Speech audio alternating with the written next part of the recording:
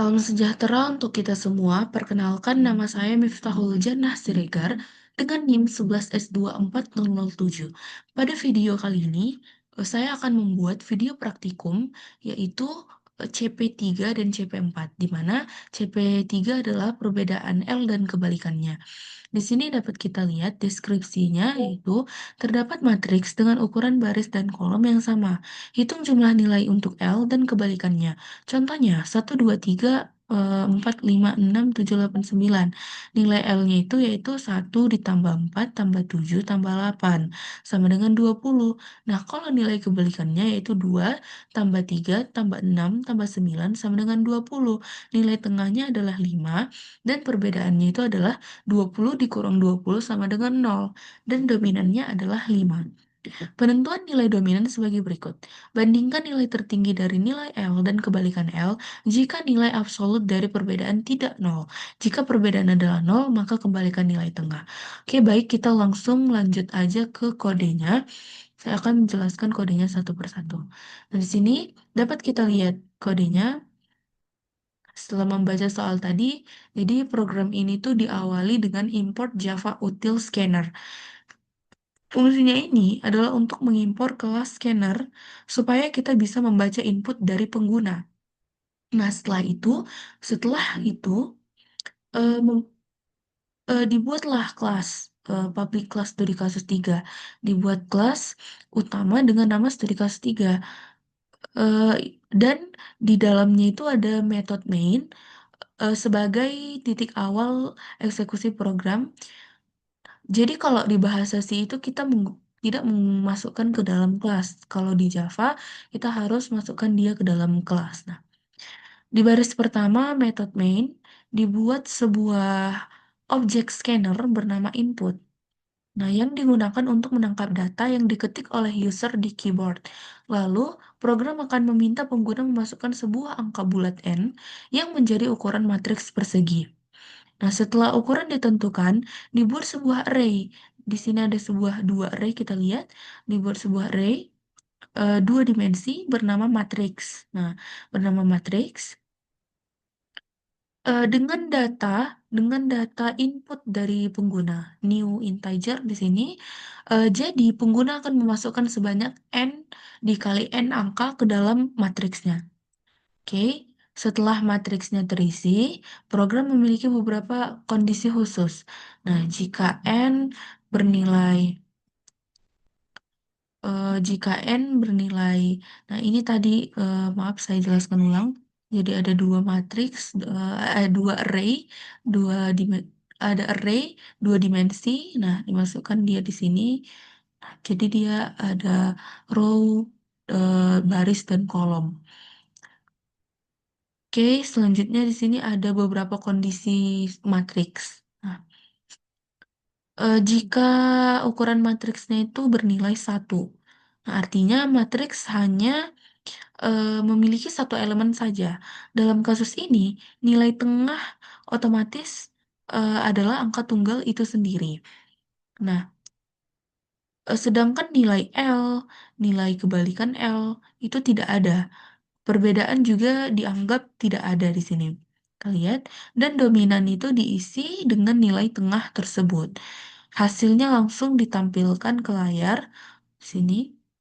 Lalu programnya dihentikan, input close. Jika ukuran matriksnya adalah 2 dikali 2, maka program tidak bisa membentuk pola L maupun kebalikannya, sehingga program hanya menjumlahkan seluruh elemen matriks. Total tersebut dijadikan nilai tengah, sekaligus di sini kita lihat kan dia tadi tidak bisa membentuk pola L atau kebalikannya di sini. Jadi sehingga program ini hanya menjumlahkan elemennya, seluruh elemen matriksnya itu dijumlahkan. Nah, jadi totalnya itu dijadikan nilai tengah sekaligus nilai dominan. Dijadikan nilai tengah sekaligus nilai dominan. Nah, di sini totalnya. Nah, sedangkan L dan kebalikannya itu tidak ada. Setelah mencetak hasil, program juga akan berhenti di sini. Input setelah di input close, nah, dia akan berhenti. Untuk matriks yang berukuran 3 atau lebih. Nah, program mulai melakukan perhitungan khusus di sini. Pertama, program menghitung nilai pola L. Sini kita lihat, yang menghitung nilai pola L didefinisikan, pola L-nya didefinisikan sebagai semua elemen di kolom pertama dari atas sampai ke bawah. Dari atas sampai bawah ditambah semua elemen pada baris terakhir. Semua elemen pada baris terakhir kecuali bagian paling kanan. Nah, supaya apa? Supaya dia tidak dihitung ganda gitu. Nah, nilai penjumlahan ini disimpan di variabel jumlah. Oke, setelah itu program menghitung kebalikan L dengan cara menjumlahkan semua elemen di kolom terakhir, lalu ditambahkan di sini, lalu ditambahkan dengan elemen-elemen pada baris pertama, kecuali bagian paling kiri. Hasilnya disimpan di variabel jumlah balik. Oke, selanjutnya program mencari nilai tengah matriks. Kalau ukuran kalau ukuran matriksnya itu ganjil, nilai tengah jelas nilai tengah jelas ada di sini, di elemen dengan indeks n strip 2 dan n strip 2. Namun jika ukuran matriksnya itu genap, jika ukuran matriksnya genap, tidak ada satu titik pusat, tidak ada satu titik pusat, sehingga program menjumlahkan 4 elemen yang berada di tengah-tengah matriks. Nih, sini kita lihat. Nilai ini tuh disimpan dalam variabel nilai tengah. Nah, di sini ada 4 matriks kan? Matriks I1 kali I1 ditambah matriks I2, I1 I2 tambah matriks I2 I1 ditambah matriks I2 I2. Gitu, ini kayak formulanya gitu. Nah, nilai ini tuh disimpan dalam variabel nilai tengah tadi. Selain itu, program menghitung selisih mutlak. Nah, menghitung selisih mutlak antara nilai L dan kebalikan L, lalu menentukan nilai dominannya. Aturannya sederhana. Jika selisihnya 0, maka nilai tengah dianggap dominan. Nilai tengah dianggap dominan. Oke. Aturannya itu tadi aturannya. Jika tidak nol, jika ini nilainya itu tidak nol, maka dominan diisi dengan hasil terbesar antara jumlah L dan jumlah kebalikan L. Seperti itu. Nah, di sini setelah menghitung selisih dan dominan, kemudian bagian terakhir adalah menampilkan semua hasil perhitungan ke layar. Nah, program mencetak nilai L, nilai kebalikan L, nilai tengah, perbedaan, dan nilai dominan. Setelah semua selesai, objek scanner ditutup untuk menghindari kebocoran resource-nya. Lalu metode main berakhir. Nah, di sini input close. Kalau misalnya di bahasa C itu kita buat return 0. Kalau di Java itu menggunakan input close. Nah, dengan demikian programnya selesai dijalankan. Untuk memastikan kalau kode ini tidak error, kita akan melakukan compile. Di sini kita masukkan compilernya, Java Studio kelas 3 dan Java, terus kita masukkan, kita panggil lagi. Oke, terus kita masukkan input, salah satu input yang diminta di Delcom tadi. Oke, kita lihat. Nah, kita coba masukkan ini, 1 dan 19. Oke.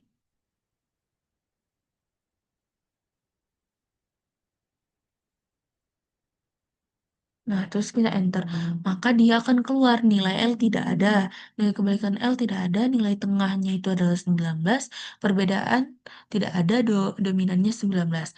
Kita sesuaikan dengan yang di dalam apakah benar. Sesuai outputnya. Nah, jadi outputnya itu sesuai. Berarti kodenya berhasil.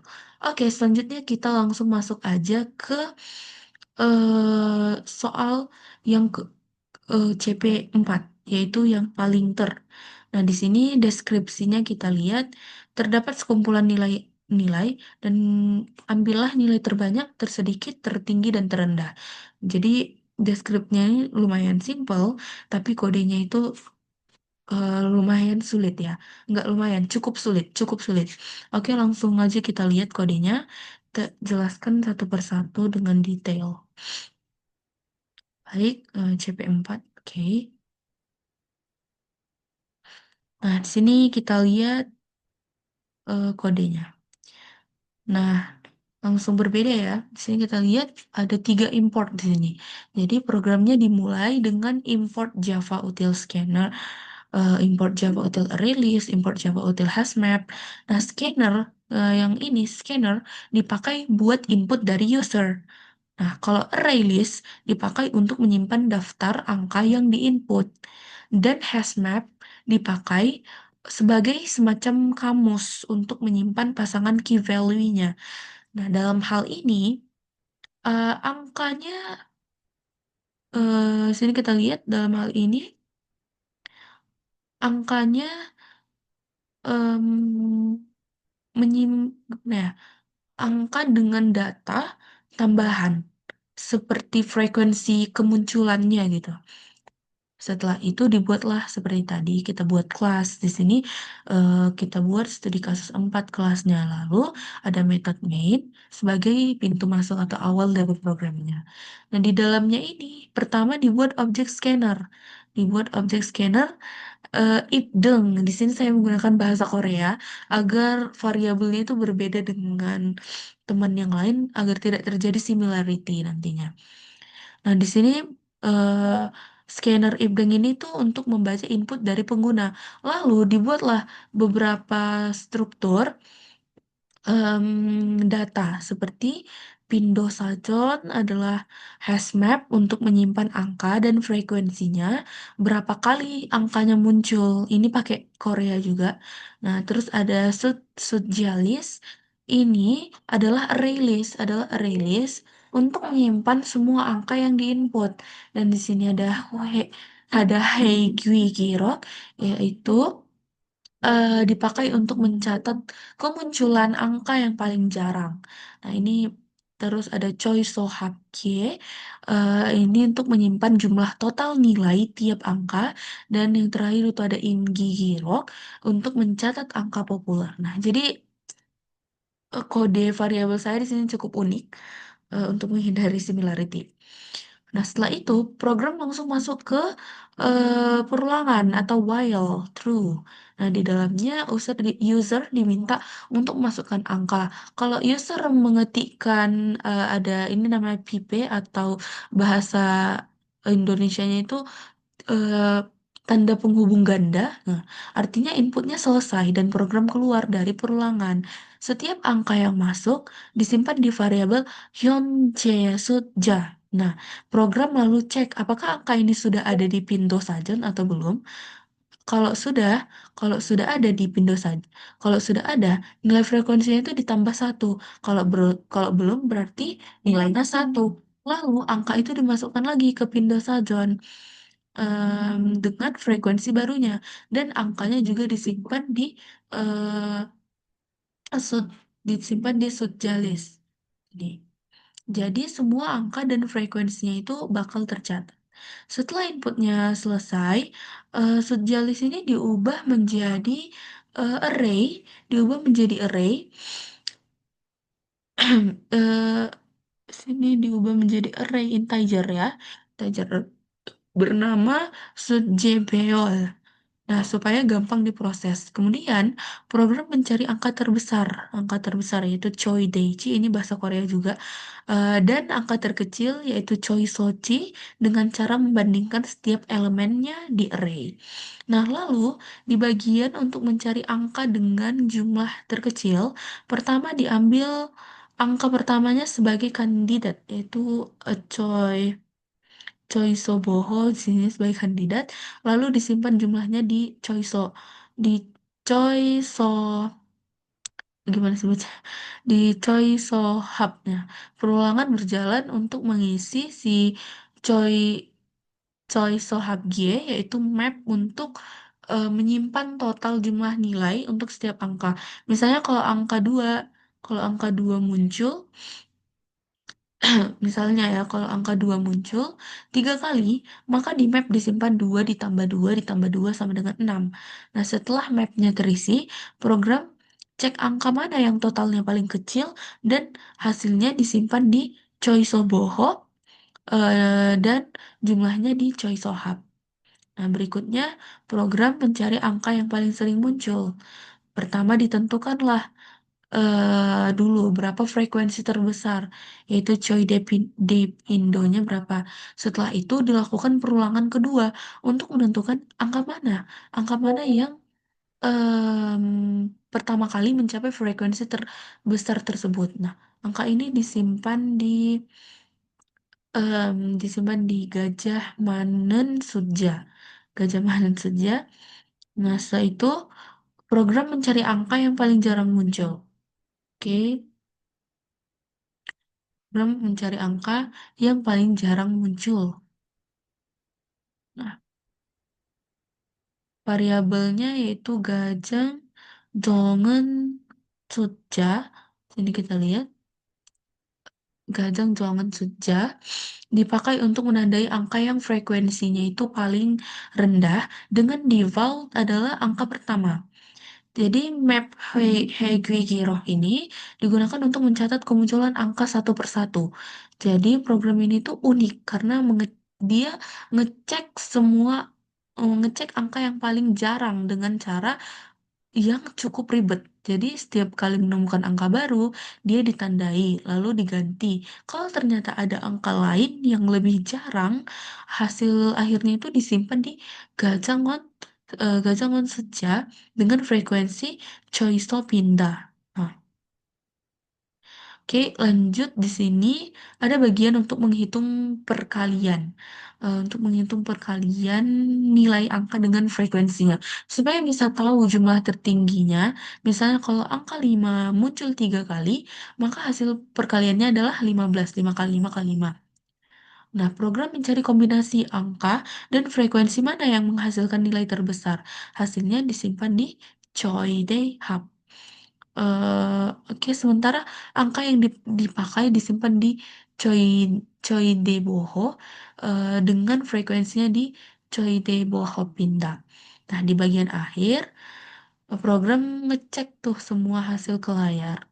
Hmm, eh, di sini juga terjadi perulangan. Oke, jika Pindo Sojan itu kosong tadi ya, maka dia has map entry integer integer. Nah, di sini kita Oke, di bagian akhir kita lihat programnya itu mencetak semua hasil ke layar. Yang pertama ditampilkan adalah angka tertinggi, kemudian terendah, terbanyak, tersedikit, jumlah tertinggi, dan jumlah terendah. Setelah itu angka yang paling sering muncul atau terbanyak beserta jumlah kemunculannya. Lalu, angka dengan jumlah kemunculannya selanjutnya ditampilkan jumlah tertinggi, yaitu angka dikali frekuensi yang paling besar, dan jumlah terendah yaitu angka dikali frekuensi yang paling kecil. Setelah selesai, scanner ditutup dengan if dan close karena scannernya tadi if dengan bukan input. Jadi singkatnya program itu membaca sekumpulan angka terbesar, angka terkecil, angka yang paling sering muncul, hasil perkalian angka, dan frekuensinya yang terbesar, serta yang terkecil. Nah, nama variabelnya memang di sini saya menggunakan bahasa Korea, di mana, tapi fungsinya itu standar banget. Suja berarti angka, Bindo berarti frekuensi, Choide berarti yang terbesar, Choiso artinya terkecil, dan Giro berarti catatan. Jadi ini, ini artinya menggunakan bahasa Korea agar tidak terjadi similarity. Oke, untuk memastikan kalau kode ini berjalan, kita akan melakukan compile ya. Kita masukkan Java Studi kasus 4.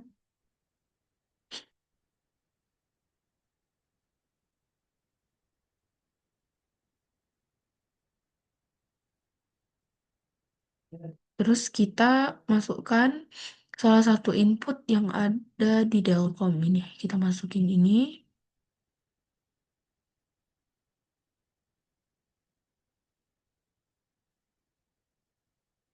Oke. Setelah enter, maka dia akan keluar tertinggi adalah 5, terendah itu 1, terbanyak 2, 3 kali, tersedikit 4 ada 1 kali, dan jumlah tertinggi 3 kali 2 6, jumlah terendah 1 kali 3 3. Jadi sesuai ya. Nah, setelah berakhir CP4, maka video praktikum ini juga berakhir. Saya mohon maaf jika terjadi sangat banyak kesalahan, karena saya juga masih berada dalam tahap pembelajaran. Terima kasih.